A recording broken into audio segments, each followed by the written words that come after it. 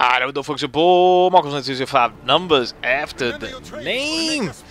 Little Wasteland West in action over here, little Call of Duty World War II, you know what I'm saying? I gotta turn my headset down. You know how they always say, turn my headphones up, yo, turn my headphones. I gotta turn my headphones down. This game is loud, yo.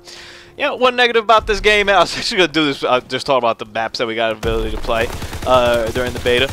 But I'm already gonna go on a different tangent. One negative about this game, man, you can't really hear like footsteps or anything like that, man. Like there's so much stuff going on, and I get it. Whereas they're trying to put you in a World War II battle, and there's just a ton of ish going on and whatnot. Might just I'll digress even from that point. You're gonna notice this is a 75 TDM. This is from the first beta on the PS4. Like that's the only one I really got an opportunity to play. I played a little bit of the second one, but not a lot. Anyway.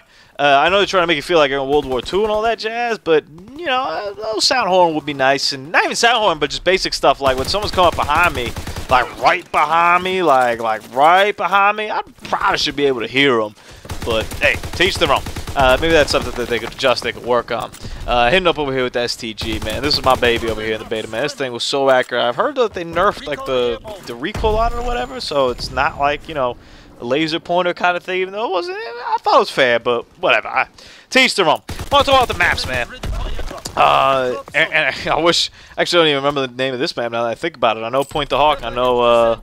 This is the Ardennes Forest map. Is that what they call it? The Ardennes Forest. Okay, good. Yeah, this is the Ardennes Forest. I know where like the maps take place, like you know, in the storyline of the war and all that. But I didn't even remember off the cuff. Anyway, the Ardennes Forest map. I liked, in general, I liked all the maps. I wasn't really captivated by it. Like, I didn't fall in love with any of the maps, but I liked them.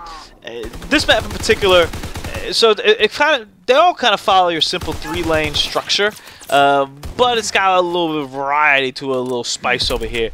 So on this right side, for example, where I'm coming up over now, that kind of seems to be a choke point where I was at there. There's this house. You could also come around. It's kind of like the 3 lanes, but then there's like 2 maybe additional flanking routes on each lane, and you could also cut in the middle. So it's not as cut as dry as, you know, when you look at a hijacked, for example, which we all know from Black Ops 2, I was going to say 3. Well, but yeah, I guess it's in 3 too with the sky thing. Yeah, but that's it right there. But if you look at a skyjack, it's kind of your prototypical 3-lane map, or like a slums. Let's use slums as an example.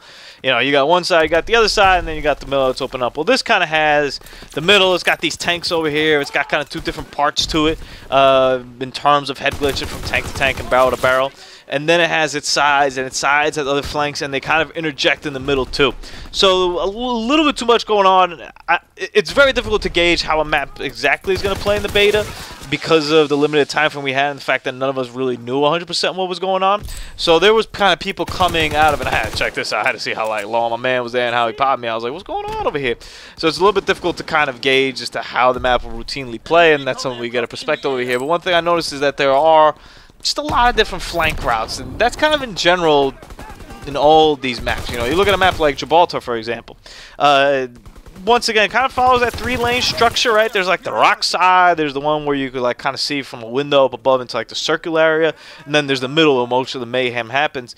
But you could dip into those areas from 3 or 4 different perspectives. So it's kind of like they gave you multi-optional 3-lane maps. It's kind of, if we want to label it in some sort of way. I'm sure they have a fancier way of pinpointing it out at the headquarters, but that's kind of what it ended up being. And then there was Hog, the last map that they released, which looked like it took place in like a ruined like German town or something like that. I don't think it's that. I might be getting confused with Point the Hawk, but the last one they released over there in the DLC. That map, and they've already talked about that they might close off some areas, that will like epitomize this to the extreme, where it was a 3-lane map, but there was just a ton of different avenues to go through.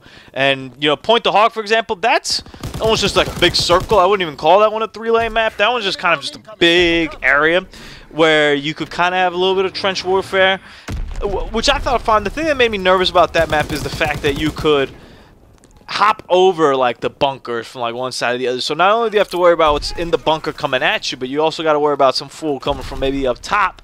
Although I understand that coming up top is a little more difficult because you could be kind of seen from like the 2. There's like a little bunker area that you kind of check out, and there's also the opposite of the bunker area, which looked to be more like a broken down bunker area that looks over kind of that part of the map.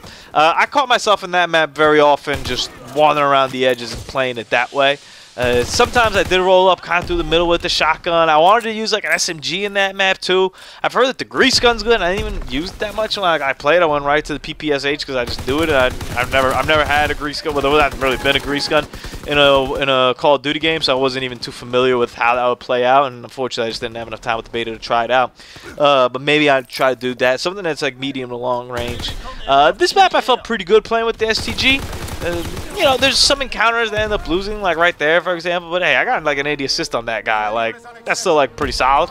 So, you know, there's kind of different ways if you want to like look at it in terms of how like the maps are like gonna play out and whatnot. But man, this guy, oof, annihilated. I'm gonna put him up over here. But overall, I like the maps, but I'm not crazy about them. Like, they're solid, they're good. But we gotta like wait and see like when the game releases, and then I'll let you know if it's really good.